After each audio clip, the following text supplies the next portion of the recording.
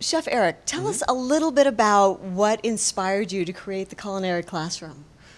I discovered a love of teaching, and I knew that as long as I stayed in the culinary world, I would always eat really well. And I wanted to share that with anybody who wants to learn how to do the same. You have so many different classes that you offer. You offer everything from professional certificate classes all the way down to children's academy cooking classes. So can you tell us a little bit about some of the different classes that you offer? We actually have a 4-week-long basics course, and it is really for individuals that really have everything from a fear of holding a knife, thinking that they can't even boil water, to people who have maybe a small modicum of skill. The professional programs are geared towards individuals who want to get into the industry, but honestly, about 50% of our students are just doing it to learn what I was taught. What are you going to be preparing for us today? Well, what I am prepared to prepare, pardon the pun, is a meal that actually my Chef 1 students are going to wind up doing tonight. Sweet potato soup with a chipotle sauce, roasted garlic souffle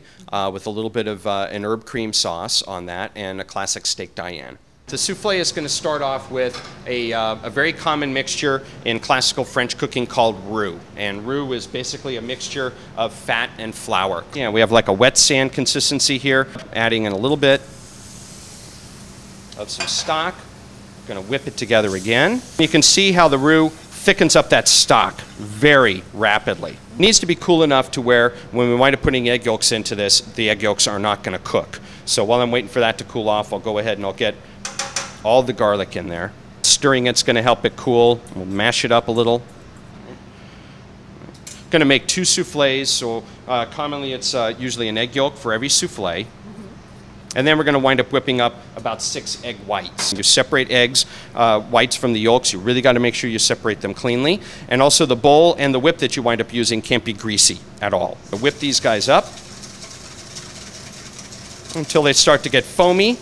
We wind up getting a glop of whites that sticks to the end of the whip. When we turn it around, we got a point that stands straight up. We usually eyeball about 1/3 of them or so.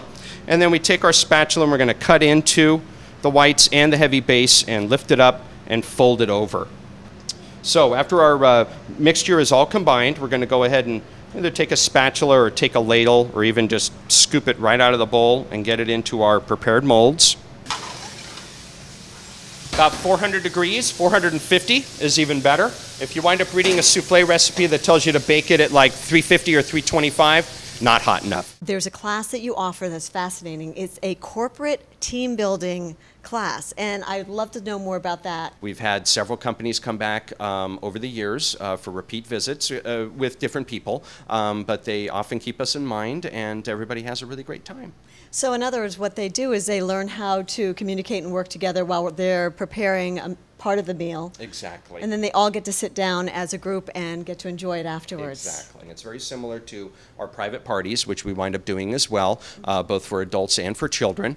And we'll be able to accommodate anywhere up to 16 people. We're going to wind up starting to saute some steak. Classically, New York steak is often used to make steak Diane. It's a very thin cut of meat like this that we're going to wind up seasoning up with just a little bit of soy sauce. We also have some shallot, a little bit of butter, a little bit of lemon juice, very essential with any sauce preparation. That's something that I drill into my students. A little bit of mustard for some saltiness in the sauce, some really finely chopped tarragon and parsley, and a little bit of Worcestershire sauce and a little bit of red wine. The first thing that we need to do is we want to make sure that our pan is really nice and hot. Take whatever you're cooking and actually dip a little bit of it into the pan. And you can notice that it really, really sizzles, and that's what you want.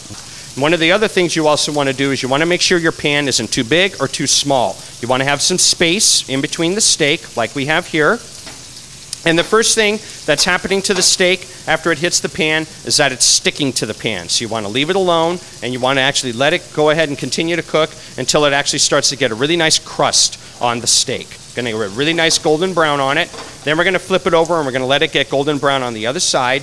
Then we're going to take the steaks out of the pan. We're going to make our sauce, put the steaks back into the pan, and that's it. Steak Diane. We've got a little bit of butter and a little bit of oil. We also have a little bit of fat that's been pulled out of the steak when we cooked it. We're going to go ahead and throw in a little bit of butter. They chop shallots or some red onion. And you'll also see what's inside the bottom of the pan is some more golden brown. We have golden brown on the steak. We also have golden brown on the bottom of the pan. This is what the French call fond. Really lovely flavor on this golden brown stuff. And we're going to bring that up and we're going to incorporate it into the sauce through a technique called deglazing. Add in a little bit of Dijon mustard, primarily for its saltiness. Okay? A little bit of Worcestershire sauce for a little bit of saltiness as well, but not much. Then we're going to add in a little bit of red wine or a little bit of port.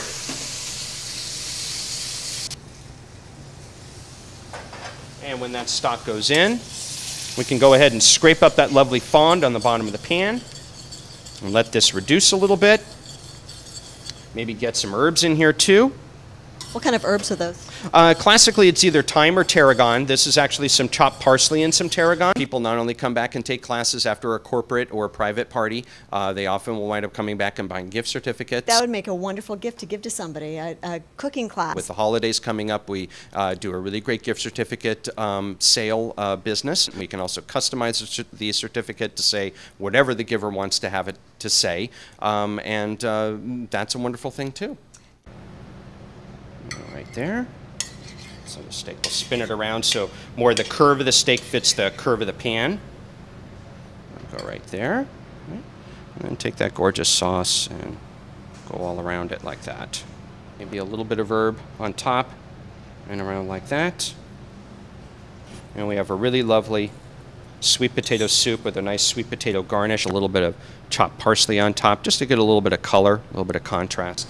There we have it, right? Sweet potato soup with sweet potato garnish, classic steak Diane with a roasted garlic souffle. Wow. That is Amazing, delicious. If you have any more questions or you want to learn more about Chef Eric's Culinary Classroom, you can go online to www.culinaryclassroom.com, and there's a huge website. You can learn all about the classes. Everybody should take a class from you. This has been Julia Parker at SoCal.com. Well, thank you very much. So thank you very much. Everybody out there too. Thank you. Thank you.